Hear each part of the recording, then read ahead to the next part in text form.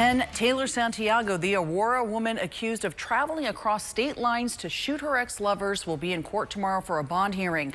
Reagan DeTrolio spoke with family members of one of the victims. She joins us live in the studio. Reagan, who did you speak with?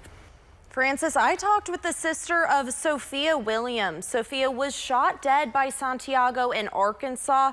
This is both of the sisters together.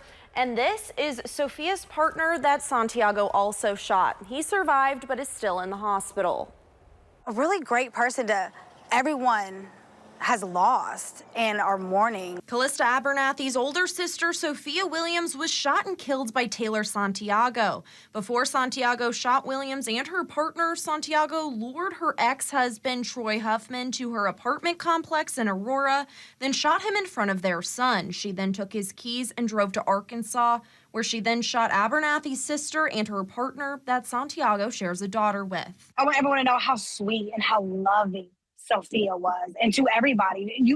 She wouldn't even know you, and she would act, she would treat you like she's known you her whole life. Like, she was just a really, really, really good person. In Missouri, Taylor Santiago is charged with first-degree murder, first-degree robbery, unlawful use of a weapon, and endangering the welfare of a child. After I was upset, I immediately got angry. Investigators tell KY3 Santiago's motive for the killings involved custody issues. What can I do to make sure that this issue doesn't happen again? And that's where I started Sophia's Law, and I'm really looking forward to getting that out here. Abernathy is hoping to speak with lawmakers and introduce Sophie's Law, an effort to redact addresses in certain custody cases. Abernathy says she believes this could have protected her sister and partner Nathan from Santiago. I'm concerned about other people's safety and this happening to somebody else.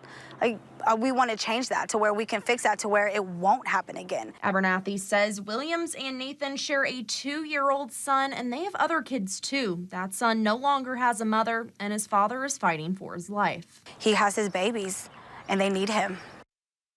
Charges against Santiago are still pending in Arkansas. Her bond hearing for the Missouri charges will be at the Lawrence County Justice Center tomorrow morning starting at 9. Francis? Reagan, thank you.